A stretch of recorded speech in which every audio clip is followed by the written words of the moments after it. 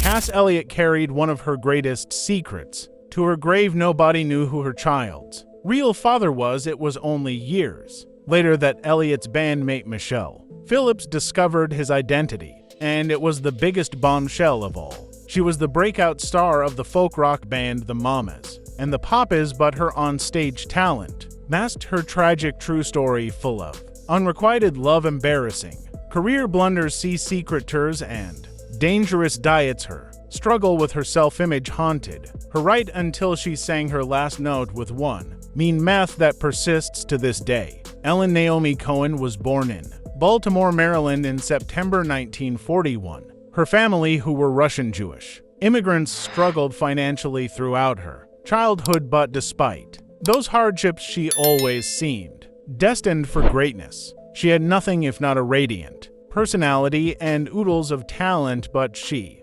also had her demons. Even from a young age, Cass struggled with her weight and the stigma that came along with it. In high school, she found a community that allowed her talents to soar. She developed a love for theater and performing in front of audiences. She came up with a stage name, Cass Elliot, by reportedly borrowing from the legendary actor Peggy Cass and a friend who had died. This alter ego gave her the confidence to perform what she did. With that newfound confidence was risky. Having discovered her true talent, Cass dropped out of high school and moved to New York to pursue a career in acting. However, Broadway wasn't kind to her. After losing out on a role to the as yet unknown Barbara Strand, Cass turned to singing, hoping that music wouldn't break her heart like theater had. She was horribly wrong. Breaking out into music, Cass met with moderate success. She formed two bands between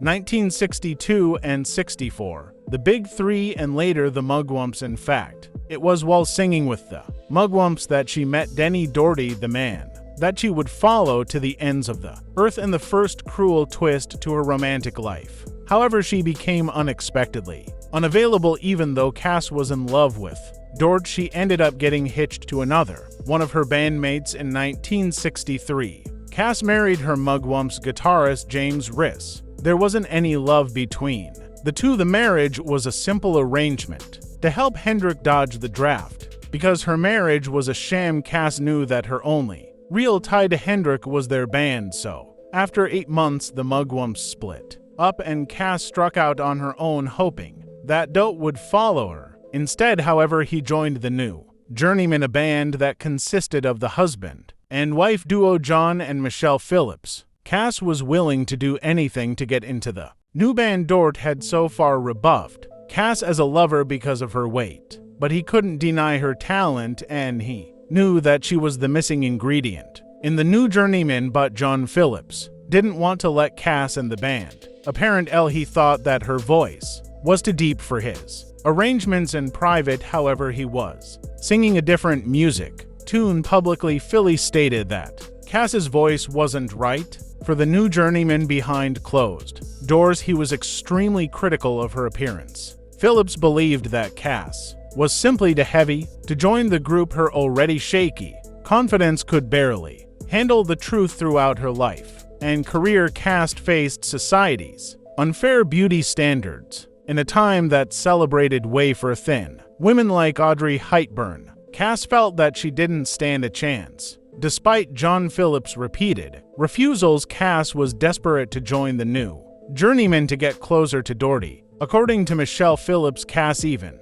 followed the band around everywhere they went. What they put her through was downright cruel, as she followed them around. The New Journeymen treated Cass even worse than they would have treated an annoying groupie. They ordered her around, forced her to serve them drinks, and even teased her by allowing her to rehearse with them but not perform. However, fortunately for Cass, the tables were about to turn dramatically in her favor. The New Journeymen had a habit of putting good times ahead of their music, spending more money on substances than on anything else. Eventually, they ran out of money and had to turn to the only person they knew who would take them in, Cass. Desperate for a roof over their heads they turned up at Cass's Los Angeles home, and she made them an offer they couldn't refuse when the new journeyman showed up on Cass's doorstep. She saw an opportunity to finally get what she wanted. Reportedly, Cass took advantage of the group's dire situation. Whether he liked her size or not, John Phillips had to agree to let Cass into the band or sleep on the streets. But there's another version of the story of how Cass came to be in the band. For years, the official story was that it was fate and not poor money management that brought Cass and the new journeyman together. According to this version of events, Cass had accompanied the new journeyman on a trip to St. Thomas and the Virgin Islands. While there, she was walking under a construction site when a pipe fell on her head. Cass was knocked off her feet, and the supposed head injury unbelievably caused her to sing in the higher register that John Phillips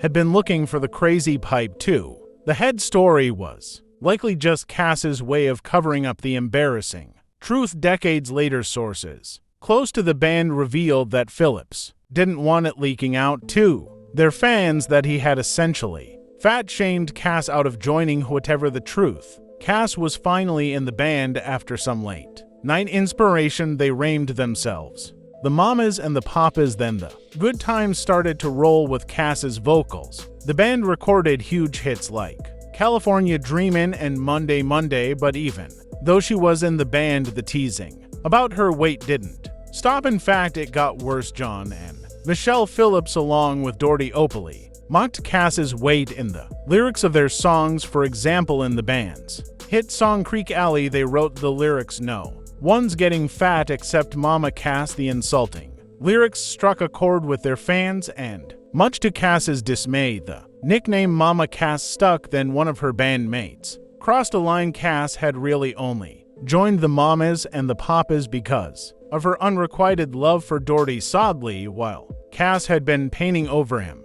he'd been lusting over someone else. In fact, the object of her affection had started up an affair with the object of her jealousy, Michelle Phillips. When Doherty told her that he was having an affair with Phillips, Cass was left utterly heartbroken and full of envious rage. The betrayal left her crestfallen. She lamented to Phillips, "You can have any man in the world, why take the one man I love?" Even after Doherty had told Cass about the affair, she still held out hope that one day he might grow to love her. Decades later, Dee revealed that Cass had proposed to him one night, but that he hadn't answered because he'd been too intoxicated. She buried her woes with the Mamas and the Papas into her music and a dangerous amount and array of substances, which led to some wild music behavior. In 1967, Cass traveled to London ahead of her bandmates for a scheduled performance. But before long, she found herself on the wrong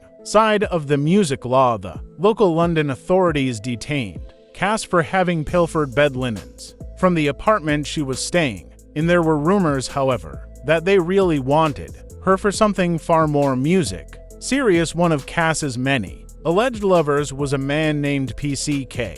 Dawson, but she wasn't the only one interested in Dawson. So were the local authorities. In addition to possibly being Cass's lover, he was also her supplier. The authorities in London wanted to use the accusations against Cass. In order to get to Dawson, she spent a whole night behind bars in London, possibly facing serious charges. However, after she appeared before the magistrate, the authorities dropped the charges against her for lack of evidence. Nevertheless, the bad press forced the band to cancel their scheduled performance. Her days with the Massam and the Papas were coming to an abrupt end, with nothing but a broken heart and insulting lyrics to show for her time with the band. Cass thought about moving on with the success of her solo recording of Dream a Little Dream of Me. Cass left the Mamas and the Papas and struck out on her own. Shortly after the band's breakup, she landed a major gig at Caesars Palace in Las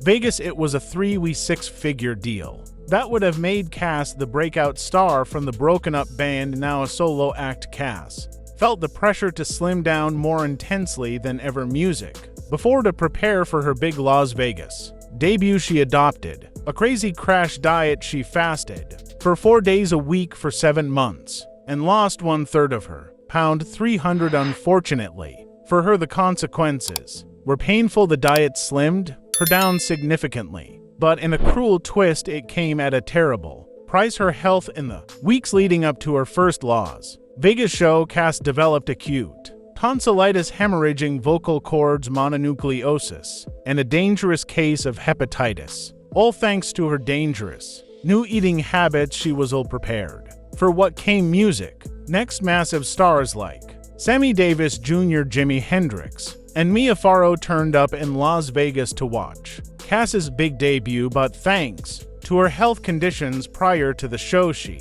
had barely even rehearsed a single lyric. When Cass finally took to the stage for her first performance, she left the audience smacked. The star-studded crowd eagerly awaited her debut as a solo artist. Nervously, Cass took to the stage, then fumbled her way through the performance. She was so weak from her illnesses that her voice was barely music audible. Cass's contract stipulated that she would perform 2 shows a night. After a quick rest, she tried to salvage the show with her second performance, but her voice only got worse, and the crowd only got less sympathetic. The disappointed audience noisily walked out, and Caesar's Palace had no choice but to cancel Cass's contract. Then they added insult to injury when the sun rose on her awful performances. The media was unforgiving. Newsweek compared Cass's Vegas debut to the sinking of the Titanic. She fell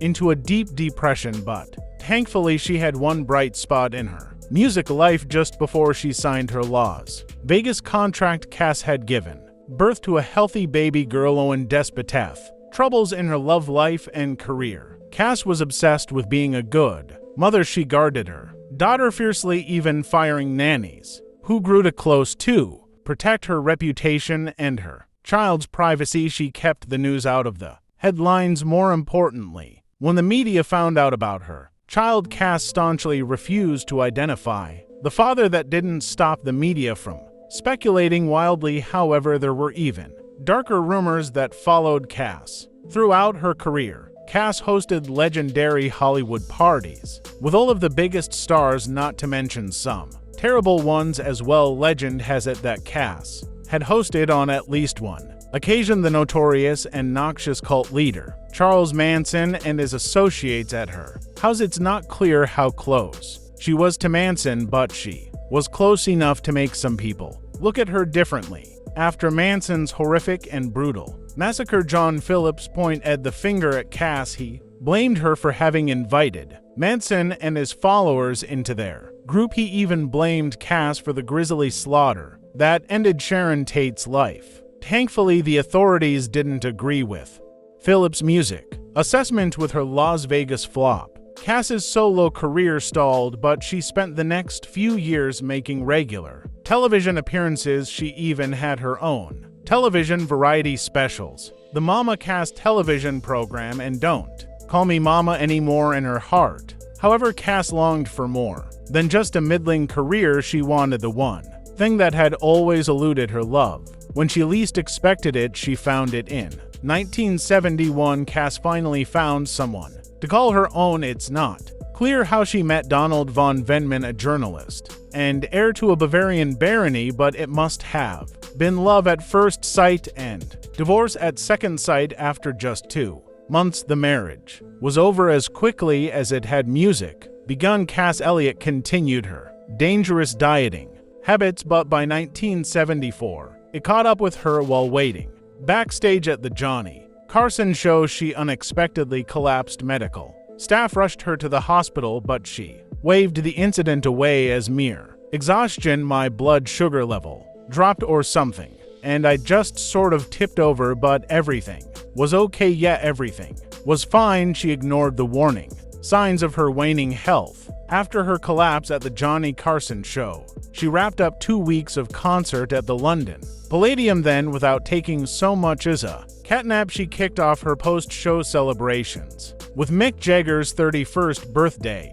party at his place in Chelsea. Cass left MC Jagger's party and went to a brunch hosted by Georgia Brown in her honor. However, much to everyone's dismay, Cass appeared unwell, blowing her nose, frequently coughing, and having trouble breathing nevertheless. Later that evening, she went to another party hosted by the American entertainment journalist Jack Martin. Her appearance there, however, left everyone music confused wherever she went. Cass was always the life of the party at Martin's party, however, life appeared to have left her, even though everyone commented that she seemed to be in good spirits. Her sickly-looking appearance had everyone concerned. Cass again chalked it up to exhaustion and decided to head home for the tonight. It would be her final public appearance. Cass returned home to an apartment owned by Harry Nelson in the affluent Mayfair neighborhood. However, when Cass failed to emerge from her room the next day, her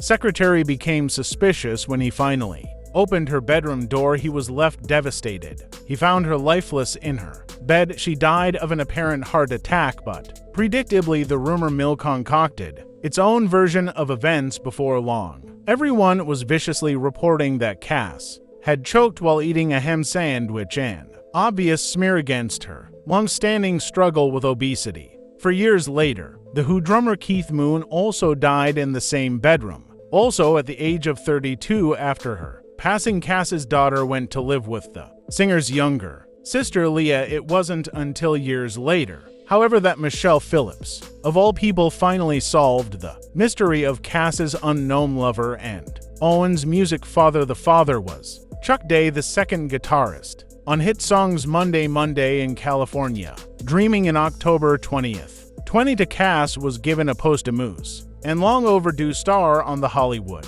Walk of Fame, attended by her family and friends, including her mamas and papas. Bandmate Michelle Phillips, in a time when fat phobia was so normalized that people would make degrading comments right to her face in front of millions of people. Cass was always going to struggle more than most people to be taken seriously and gain the kind of recognition that her talent deserved. Now, here is a big lady, bigger in the United States than she is here, an example of the sheer presence and power of her voice when the mamas and papas reunited for their induction into the Rock and Roll Hall of Fame in '98. They performed California Dreaming, and they had to have 3 backing singers just to try and make up for Cass's absence. They did not succeed. If you enjoyed this video, please give it a like and subscribe for more videos.